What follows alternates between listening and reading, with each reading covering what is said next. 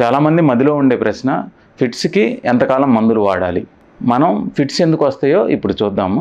మెదడులో కణాలు ఒక క్రమబద్ధమైన విద్యుత్ తరంగాల ద్వారా ఒకదాంతో ఒకటి కమ్యూనికేట్ చేసుకుంటూ ఉంటాయండి. ఇది ఒక పద్ధతి ద్వారా జరుగుతూ ఉంటుంది, ఒక వోల్టేజ్లో జరుగుతూ ఉంటుంది. ఎప్పుడైతే ఈ క్రమబద్ధమైన కరెంటు గతి తప్పి ఒక విస్ఫోటనం లేకపోతే షార్ట్ సర్క్యూట్ జరుగుతుందో, మనిషి తన చలనాల మీద తన కంట్రోల్ కోల్పోవటం, లేదా సడన్గా అబ్నార్మల్గా ప్రవర్తించడం, కింద పడి కొట్టుకోవటం, నాలుగు కొరుక్కోవటం, నొరగ రావటం అనేది జరుగుతుందండి. ఇది మోస్ట్ కామన్గా మనం ఫిట్స్ అని సంబోధిస్తూ ఉంటాం. ఫిట్స్ మనం బ్రాడ్గా కేటగరైజ్ చేస్తే 2 కేటగిరీలు అండి. ఒకటి primary epilepsy, 2 secondary epilepsy. Epilepsy అని మనం ఎప్పుడు అనాలంటే, ఒక మనిషికి ఫిట్స్ 2 డిఫరెంట్ డేస్లో కనుక వస్తుంది, దీన్ని ఎపిలెప్సీ అని మనం సంబోధిస్తాం. ప్రైమరీ ఎపిలెప్సీ అంటే మనం ఏదైనా ఇమేజింగ్ చేసినా, రక్త పరీక్షలు చేసినా, ఇంకేదైనా పరీక్ష చేసినా కూడా వాళ్ళల్లో మొత్తం నార్మల్గా ఉంటాయి. కొంతమందిలో మాత్రం ఈజీ అబ్నార్మల్గా ఉండొచ్చు, కానీ మిగిలిన పరీక్షలన్నీ నార్మల్గా ఉంటే దీన్ని ప్రైమరీ ఆర్ ఇడియోపతిక్ ఎపిలెప్సీ అంటాం. ఈ ప్రైమరీ ఎపిలెప్సీలో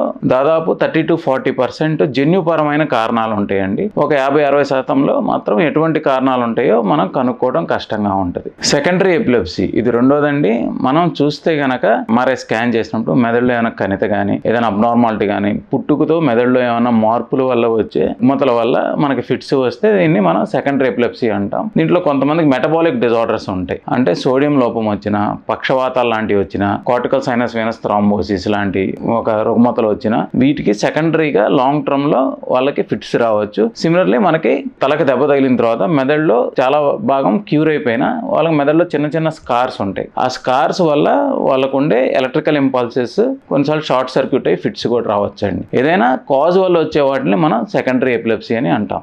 సో ప్రైమరీ ఎపిలెప్సీలో మనం మందులు ఎంతకాలం వాడాలో చూద్దామండి.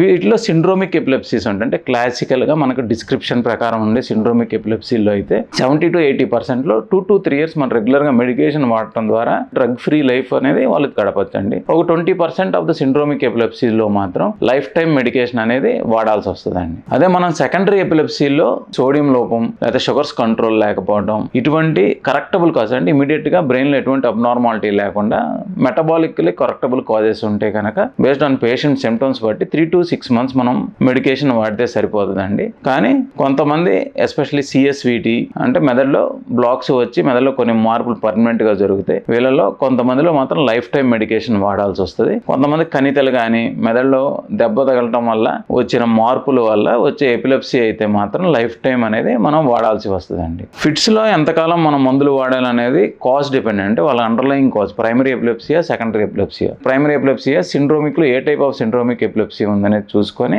దాన్ని బట్టి లైఫ్ టైం వాడాలా లేదా 2 to 3 years వాడితే సరిపోతుంది అనేది మనం చూస్తాము. సెకండరీ ఎపిలెప్సీలో అదే మనకు సోడియం కానీ ఇటువంటి కరెక్టబుల్ కాజెస్లో కనుక ఉంటే 3 to 6 months వాడితే సరిపోతుంది. అలా కాకుండా బ్రెయిన్లో పర్మనెంట్ డెఫిసిట్స్ వచ్చి దాని ద్వారా షార్ట్ సర్క్యూట్ అయ్యే డిజార్డర్స్, ఎస్పెషల్లీ ట్యూమర్స్ వల్ల కానీ మెదడుకి దెబ్బ తగలటం వల్ల కానీ వచ్చే ఫిట్స్లో మాత్రం మనం లైఫ్ టైం అనేది వాడాల్సి వస్తుందండి. Thank you.